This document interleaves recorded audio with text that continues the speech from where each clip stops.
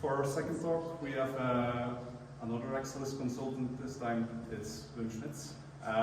He works at Umicore as a business analyst, overseeing and coordinating some projects on RPA and also some AI related stuff. And that's what he wants to talk even more about during this this presentation. He wants to talk more about AI and show you a different view on AI itself. So give it up for Wim.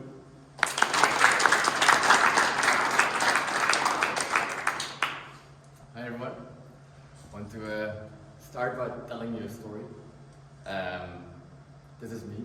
I guess first of all, disclaimer, this story out of fear for my future career at Umicore and out of NDA agreements, all the names and companies have been changed. So, this is me in 2020. You can see I have no beard, now I have one, so it's a long time ago.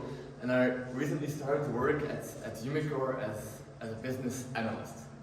I want to point out that business analyst is the least descriptive job title ever thought of in the IT industry.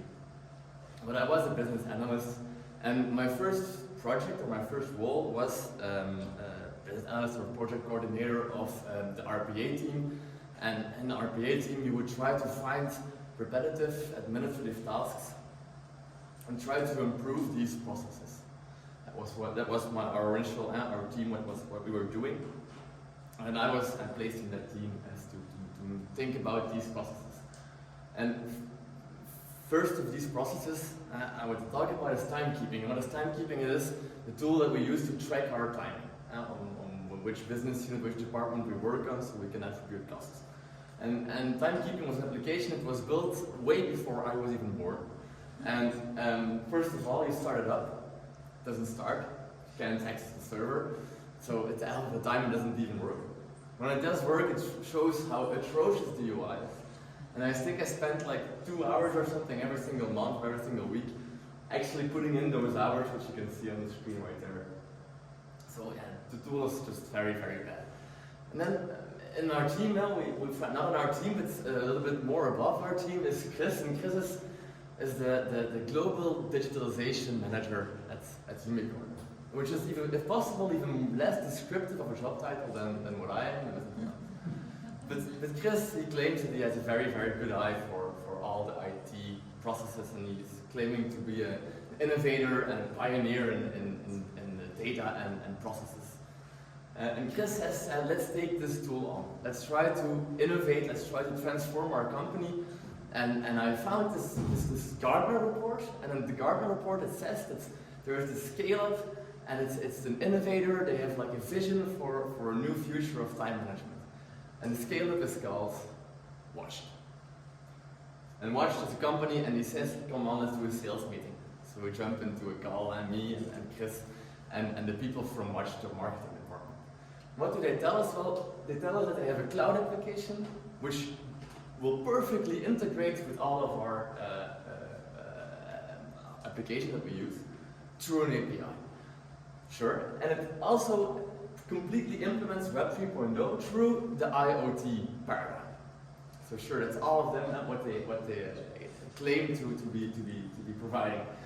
Not only that tool has to do time management, they also have like this deep learning neural network, and they will provide like this kind of a model, and they will use predictive analytics to fully predict what we will be doing in the future, so we won't even have to do the time management at all. So yeah, come on, like, this is the perfect tool, you would think. And Chris is fully on board. Like Chris is like, this is a tool. Come on, let's do it. Let's. When will we have it? Can we try implementing it tomorrow? Let's go. Yeah, I have some questions about this. I'm left there now with a lot of questions about this application on one side and a lot of pressure from people up above. When can we start actually using this tool? So here's where I want to stop and ask and propose a solution to this kind of a problem. I want to propose to ask a simple question. The question is, where's the value? I want you to think about this and leave everything else behind. Just think about where's the value. And I want to prove this point that this question can actually answer all of your problems by taking two more examples which are a bit more based on real life than the previous one, which try to illustrate what I'm saying with the question, where is the value? First one is shift technology. So even before my story, I also did an internship at Shift Technology. 6 months I was in Paris, and I was there a data scientist, which is like already a bit better, I guess. Shift Technology is a company. What they do is they try to detect fraud in insurance. I assume some of you work at Belfius or NN or Corona Direct. What they would do is they would take all the claims from those insurance companies and they would try to detect people that are actually making false security claims. So there's that, like already a big value proposition. And they would claim in their marketing departments, they would claim we have these neural networks, we have machine learning, we have everything that they asked for. So then the marketing department was again doing those same things. But we, as data scientists, I was starting to work there as an intern, and immediately I was put on two clients. I was put on ETIAS and I was put on BNV in Belgium.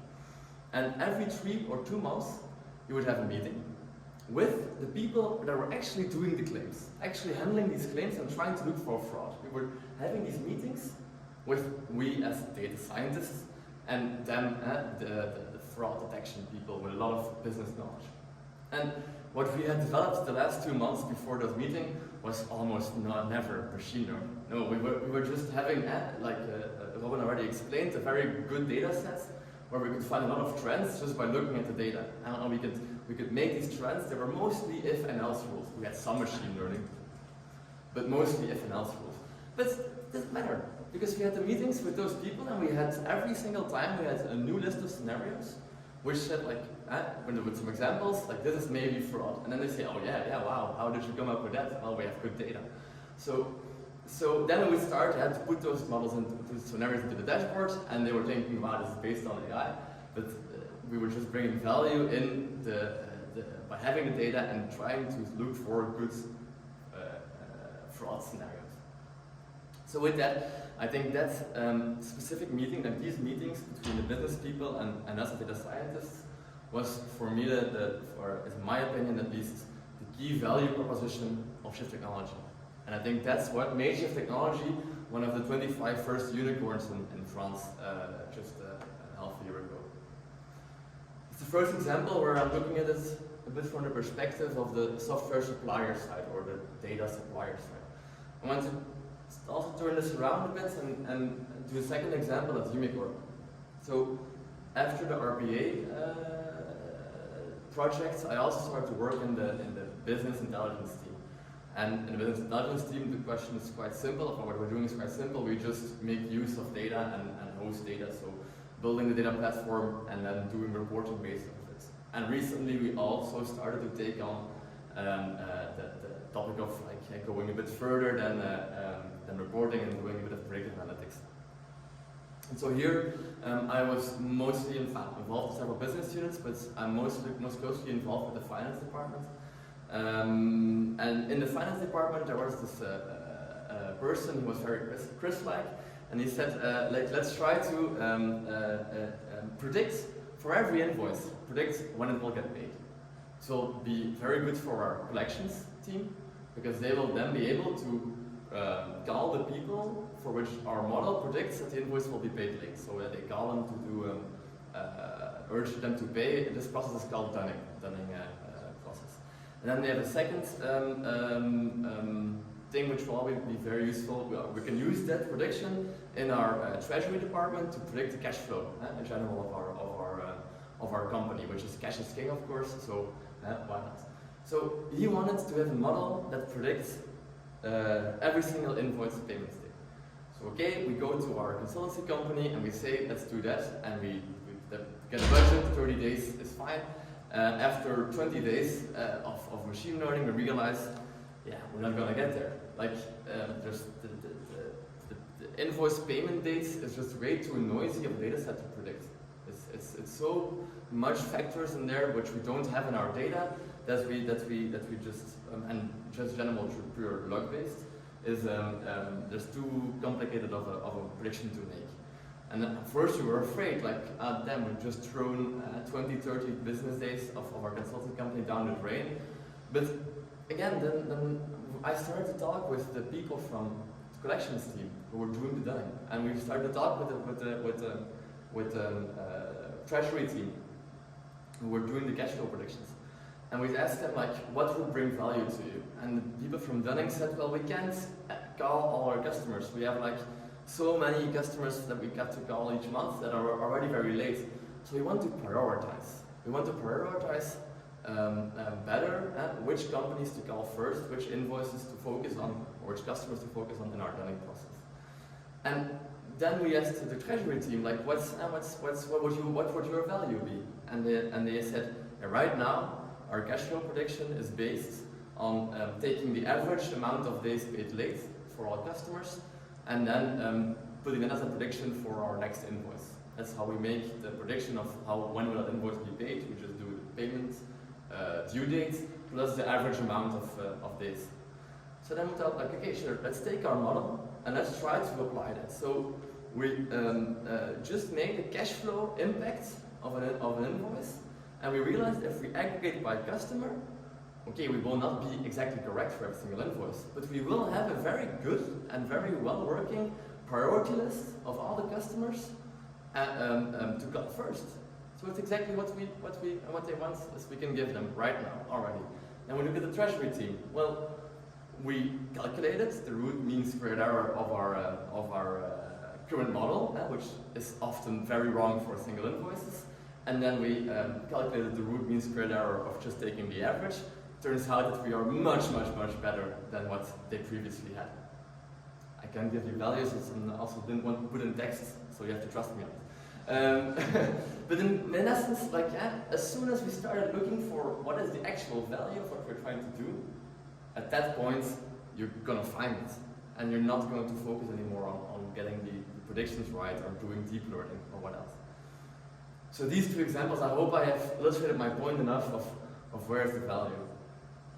So first, step back and taking a look at our hypothetical startup.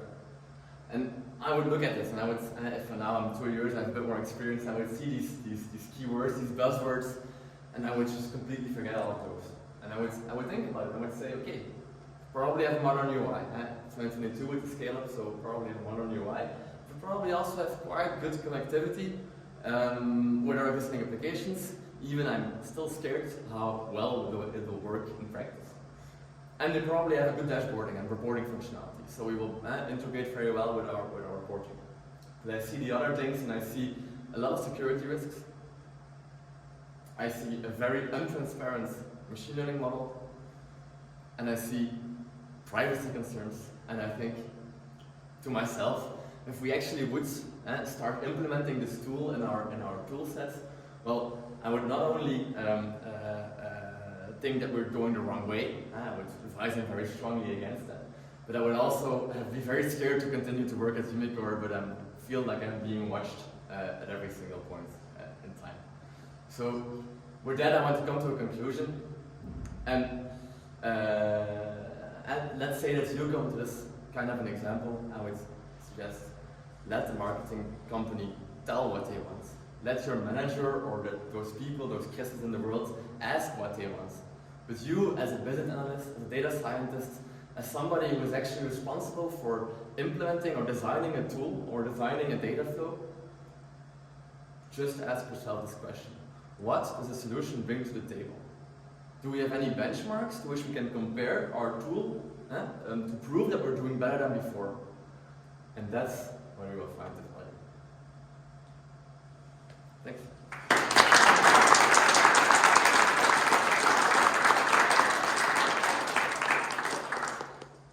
I would say if you have any questions, go ahead. It's not really a question kind of talk, but feel free to disagree, I guess, and tell me why. Maybe about shift technology kind of business model, because I think it's really interesting. But Sure. when you say that the key value proposition was in those conversations with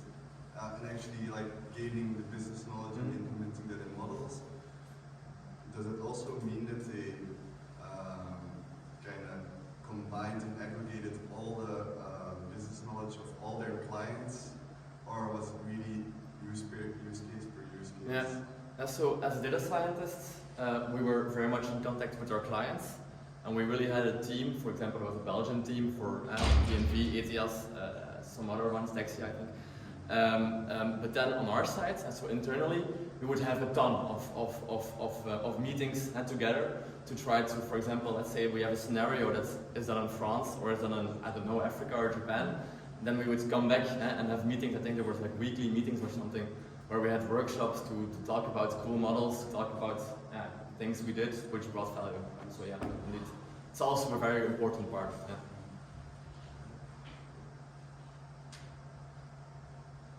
So Wim, I'm just curious, did you implement Watch? No.